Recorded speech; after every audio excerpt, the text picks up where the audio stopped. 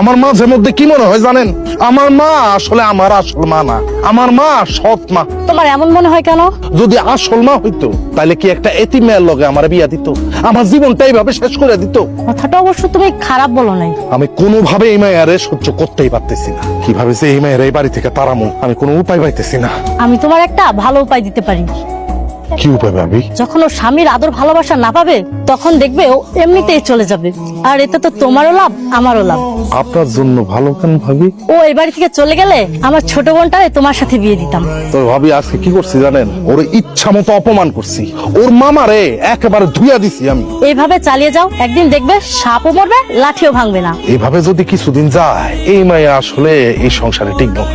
মামার বাড়িতে যায় পালায় দেখবো। আমি ওর সংসার করতে দিব না, তো সংসার করতে দিব না। বিয়ান সাহেব, আপনার পর ভরসা করে আমার মেয়েটাকে আপনার হাতে তুলে দিছিলাম। ভাবছিলাম বিয়ের পর মেয়েটা একটু সুখে শান্তিতে থাকবে, কিন্তু আসার পথে যা দেখলাম তা আমার চোখের পানি আমি আটকে রাখতে পারলাম না। জানেন বিয়ে, এই মেয়েটা ছাড়া পৃথিবীতে আমার কেউ নাই। বলতে পারেন আমি একজন এতিম। একজন এতিমের কষ্ট শুধু একজন এতিমই বুঝতে পারে। আমার ইচ্ছাগত ভাবে এই মেয়েটার গায়ে কোনদিন আমি হাত তুলিনি। আমি ওরে অনেক আদর যত্ন করে মানুষের মতন মানুষ করছি। ভাবছিলাম বিয়ের পর বুঝে যে সুখ শান্তিতে থাকতে পারবো, কিন্তু এই মেয়ের কপালে সেই সুখ নাই। আমি জানি না কোন পাপের কারণে এই ফল আমি ভোগ করতেছি। আমি আপনার বাড়িতে থেকে আমার মেয়েটাকে নিয়ে যেতে চাই। আশা করি আপনার বাড়িতে আমার বাড়িতে অনেক শান্তিতে থাকবো।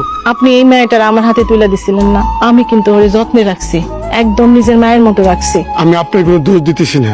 একটা মেয়ের সুখ কোথায় জানেন? তার স্বামী। আর সেই স্বামী যদি তার ঠিক মতন ভরণ পোষণ করতে না পারে তাহলে ওই সংসার থাকা আর না থাকা একই কথা। আপনার ছেলের সাথে রাস্তায় আমার দেখা হয়েছিল। আপনার ছেলে যে আমার সাথে এমন ব্যবহার করবে সেটা আমি কোনদিন ভাবতে পারিনি।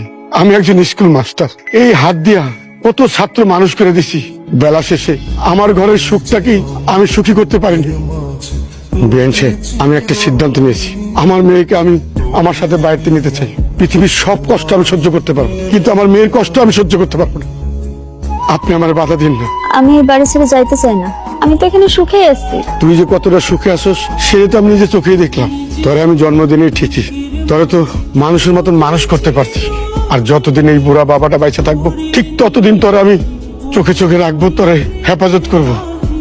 ভাইজান, আমি প্লিজ বিয়ানছে, আপনি আমার বাধা দিন না। তুই যে আমার সন্তান, আমার ভাবতেও ঘৃণা লাগতেছে, পরিচয় দিতে ঘৃণা লাগতেছে। তুই আমার সন্তান, তোর মতো একটা পোলারে আমি লালন পালন করে বড় করছি। তুমি আমার গায়ে হাত তুললা? কুলাঙ্গার সন্তানদের শাসন করার জন্য গায়ে হাত তুলতে হয়। আমার ভুল হয়েছে, আগেই তোর গায়ে হাত তোলা উচিত ছিল আমার।